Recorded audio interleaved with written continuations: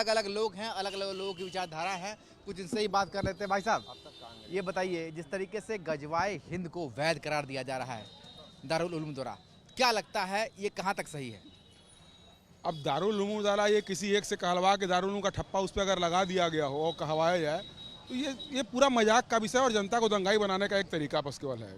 कारण ये इतने साल मुगल यहाँ पर राज किए और मुगल राज किए, अपने से राज नहीं किए हैं। 400-500 घोड़े लेके आके कब्जा किए, यही लोग थे ना, यही राजा थे ना, यही सारे लोग थे ना। तो तब तो कहीं ऐसी बात हुई नहीं जब तक मुगल रहे।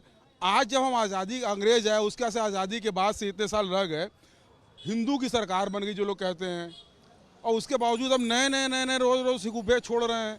चुनावी मौसम है सर, अभी गजवाए हिंद नहीं जाने कितने हिंद अभी आवेंगे।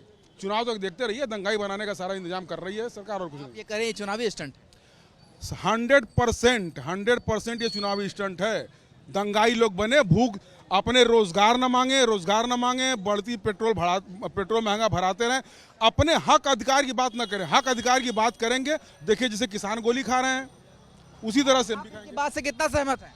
भाई साहब, भारत का बंटवारा जो हुआ था वो धर्म के आधार पे हुआ था। इनको थोड़ी सी जानकारी बढ़ा लेनी चाहिए कि पाकिस्तान और हिंदुस्तान जो बना था वो धर्म के आधार पे देश को विभाजित करने का कार्य कांग्रेस ने किया था और लाखों लोग मारे गए थे।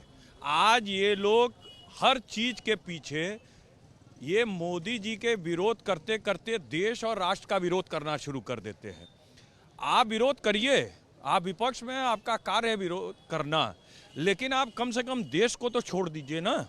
अभी आप ये देखिए, किसानों का आंदोलन, पहले मांगे कितनी थी, सरकार के 3 मंत्री बात कर रहे थे, हो रहा था। मांगे धीरे धीरे 3 दौर की बातचीत में हर बार मांग बढ़ जाती है उनकी। तो इसके पीछे कोई टूल किट चल रहा है। मोदी विरोध तो समझ में आता है, देश विरोध क्यों हो रहा है? देश विरोध जो कह रहे हैं उनसे कहिए कि पहले अपने देश का संविधान पढ़ें या बंटवारे के पहले का जो इतिहास है उसको पढ़ें। कांग्रेस नहीं, देखिए कांग्रेस को अगर कहिए आप तो कांग्रेस में नेहरू हो गए, गांधी हो गए, वाली बाकी मौलाना सब लेकर के, सुभाष चंद्र बोस हो गए, भगत सिंह हो गए, ये तीनों अलग अलग थे। सुभाष चंद्र बोस भी लोग लड़ाते हैं, ये तीनों अलग थे लेकिन एक मुद्दे पे सब थे, सब एक ही थे। सबका नारा एक ही था कि भारत पूरा आजाद होगा। गठबंधन किसमें था? जिन्ना, सावरकर और आरएसएस, ये तीनों 2 राष्ट्र मांग रहे थे। ये देखिए हो रही है अभी जो बात हो रही है, जो फतवा आया है उसके विरोध में क्या कर रहे हैं? कहीं कोई फतवा संभव नहीं है। ये 100% जो बोला है, जांच कराया कौन बोला है, क्या वाकई दारुल हरम पूरा बोल रहा है? नहीं, वो एक को खड़ा करते हैं जैसे कि आजकल वेबसाइट पर है। अरे वेबसाइट पे सर, अरे सर कहाँ से कौन सी वेबसाइट?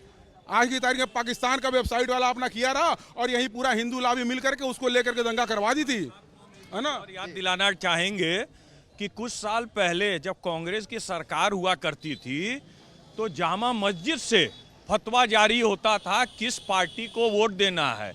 भाई साहब, थोड़ा इतिहास की जानकारी ले ले। और जहां तक ये जातिगत और सब बातें कर रहे हैं, बाबा साहब के संविधान पढ़ने की बात करने वाली कांग्रेस पार्टी बाबा साहब को भूल गई, न उनके घर को बनवाई, न उनको भारत रत्न दी, न किसी प्रकार का पुरस्कार दी। वो भारतीय जनता पार्टी के हमारे माननीय श्री मोदी जी ने उनके घर तक को म्यूजियम बनवाया और उनको भारत रत्न दिया। इन्होंने तो कई लोगों को साथ छोड़ दिया, जो इनके साथ नहीं चले, थोड़ा सा विरोध किए, उनको किनारे कर दिया। और इतिहास जो है, जो ये बताने की बात करते हैं, आप जहां देखेंगे देश के कोई भी जो तत्व, अराजक तत्व अगर कोई कार्य कर रहे हैं, उसके पीछे तुरंत जाके कांग्रेस पार्टी खड़ी हो जाती है। वो ये नहीं देखती है कि क्या गलत क्या सही है। मोदी जी का विरोध हो रहा है, खड़े हो जाओ। लेकिन क्या लगता है भाई साहब आपको कि मोदी विरोध करते करते लोग राष्ट्र विरोध पर उतर आए हैं? ये तो सारा विजिबल है भाई।